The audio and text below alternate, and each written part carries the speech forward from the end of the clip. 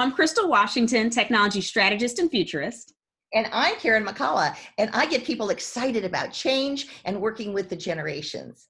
And today we are together and we are going to help you rethink. Specifically, we want you to rethink some of the things that may have worked for you in the past, but may not work for you in the future. And honestly, they may not even be working for you right now. Right, because Crystal, let's admit it, we are going through challenging times right now, aren't we? Yeah, right. Pretty much. Pretty much. And we've thought, what can we do to help you and even to help us get through these times? So we've created video series and we're going to present one maybe every day. We're going to try it, right? Yeah, we're going to give it a shot, and hopefully we'll be able to share some of our insights that'll be helpful to you that are watching us right now. Yeah, and the first insight that we thought of was money. You know, a lot of us right now are stressing out about money. If we're not, we probably should be a little. So this series, this one is on helping you cut expenses. Crystal, you want to take over? Maybe tell your story. Okay, so my story is an interesting one because here we are, we're facing a recession again, all these things that have been kind of spawned by COVID-19.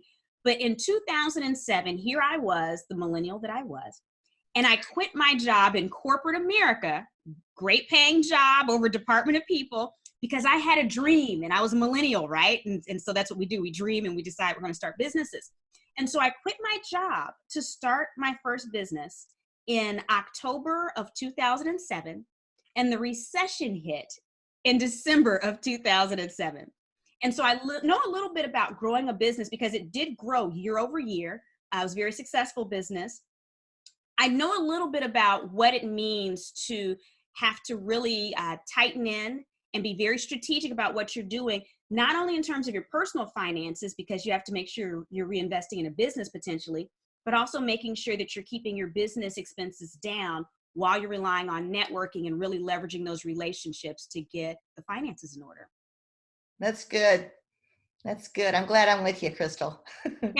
Now, your story is a much more interesting story than mine. Yes, I grew a business during a recession, but why don't you share why you're an expert on this? Yeah, this story used to make me cry. And now I'm beyond that crying because I call myself the master of disaster. And here's why.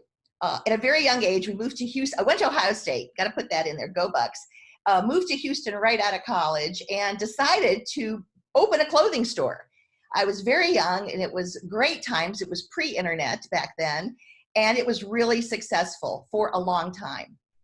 And then it wasn't. And I'm not going to go into the reasons why, but the reality of it is that we closed. And not only did we close, but we had to file bankruptcy. And that was a pretty big blow to my ego and to my pocketbook. In 2000, I decided to become a speaker. And in the beginning, I was really, really excited. I'm from Houston, and my first client was Enron. Get that, yeah? When 9/11 hit, not only did I get the 9/11 whammy, but I got the Enron whammy because I was working with Enron and at the time, Arthur Andersen. Yeah, really hard. So I was in my first or second year of speaking, and all of a sudden I had to start over again. So I started this whole idea of reinvention, and it was working. I started speaking on change. I started sharing a little bit of my challenges, just a little. I never told anyone about the bankruptcy until now. Now the world knows. But anyway, I started working on my speaking career, and it took off. And then the Great Recession hit in 2008. Between 2008 and 2010, I had to struggle. And actually, that's when I met Crystal. And we actually then created another company, which worked really well. Mm-hmm. So why am I here and why am I talking? I'm here telling you that I've been through it. I have been through it several times, and I'm still standing. And so I believe that I have concepts and insights to share that may help you, especially for those of you that this might be your first hiccup. So I'm here to help. And that's our stories. Yeah, and we're here to share, as you said, Karen. And I mean, your story is an amazing story. I'm sure, as the videos go on, they'll learn more and more about the pieces of this story. But I can't think of anybody better to have the opportunity to do a video with. Since this has happened, I did reflect, and I have been looking at the pieces and how did I get through that one and what did I do? So throughout these videos, we'll be sharing, each of us, some of the successes and how we got through, and maybe ideas on now how to push forward and maybe make changes. Because I believe that we're all going to have to change some of the things that we're very comfortable doing. And the first one is to cut your credit cards up. No, Crystal's going to talk about it. Crystal, So I'm not there yet, but help her. The first thing I want to talk about is cutting expenses. And as soon as we talk about cutting expenses, Karen, I know that some people are listening to us right now and their body's tightened up, right? Like pay attention to your body. First thing I have to tell you is that you are not your things. So we have to start off with that. I like that. Well, yeah, because I think a lot of us have built identities around having certain services or subscriptions or cars or whatever else. But the fact of the matter is that to get through these down periods, sometimes we have to downsize, we have to tighten up, we have to be really smart. We survive through these and then we thrive later on. Whereas the other thing we could do is hold on to all these things and just go down flaming and not be able to get up for many, many, many more years. So one of the things that I suggest that you do is start by looking at your bank statements and your credit statements. And you want to see where your monthly subscriptions lie. And ask yourself, do you need all of these things? Do you need 8 streaming services? Do you need cable? Do you need a gym membership right now, or can you freeze it? I don't know about you. I can't go to the gym right now anyway. And even before the order was put in place, Karen, I don't know about you, but I was like a gym person. I was constantly there. Me too. I had like this crazy realization, Karen, that my gym was like a petri dish of nope. I was like, oh gosh, like before it was announced, I started thinking about it. I was like, oh, danger, danger, Will Robinson, right? Danger, danger. Most of them are shut down anyways, the exercise studios. So freeze these accounts if they allow you to freeze them. If you need to cancel them, cancel them. If you have monthly massage memberships, you can't go right now anyways. Go ahead and cancel those. So start looking at all the monthly subscriptions. Cancel those. And not only that, but if you also happen to have a small business or business related memberships, look at the things that maybe you've been meaning to use. You know, those things have been drawn from your account. That's nice to have. Yeah. Or the things that, Karen, you know, sometimes we trick ourselves and we think, oh, we're going to do this because everyone else is doing it. And it's been 8 months and we still haven't really used it yet. Right.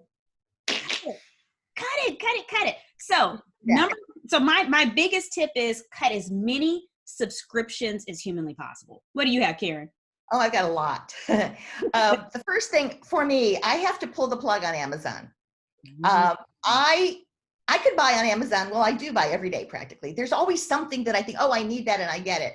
I think we have to start really looking at our habits, and we have to have no spending days. We have to really enforce this where we just say, maybe for some of us who are still getting an income, I want you to even think about this, because I don't want to be the doom and gloom here, but it doesn't necessarily mean that it's going to always be this way. So you might have to struggle a little too. So why not have a no spending day where no one buys anything that day, even groceries? We just don't spend a dime that day. The other thing that I want you to think about is when you're going to make a big purchase, think 24 hours. Don't do anything with the thought, oh, I'm going to put new ceiling fans in my house. I have time. I'm going to redo all of this. Think about it for 24 hours and you'll probably rethink that one, right? And the last thing I want to tell you is something that I learned in the business. One of the scariest things about owning your own business, and I'm sure a lot of you out there are in this same situation, was payroll, and the other was sales tax. So before I had payroll, the night before payroll, or even the week before payroll, and I knew it was coming, I had a lot of anxiety. I had a lot of worry, especially when sales were down and we were really having a hard time making payroll. Here's a lesson that I learned, and I learned it the hard way. I learned it when I went through bankruptcy. I learned that if I had picked up the phone and called the vendors and told them the struggles that I was going through and put my pride aside, if I picked up that phone, so many of the people that once we filed called me and said, if you had told me, I would have helped you. Ahead of time. Ahead of time. This is after I filed. I had made so many friends in the business and they were so sad that I wasn't there. And they called me and they said, we would have helped you. Now I'm thinking about you today. You might have a bill that you want to pay, or you may be worried about your rent. Right. A lot of you don't use the phone. You only use it to text.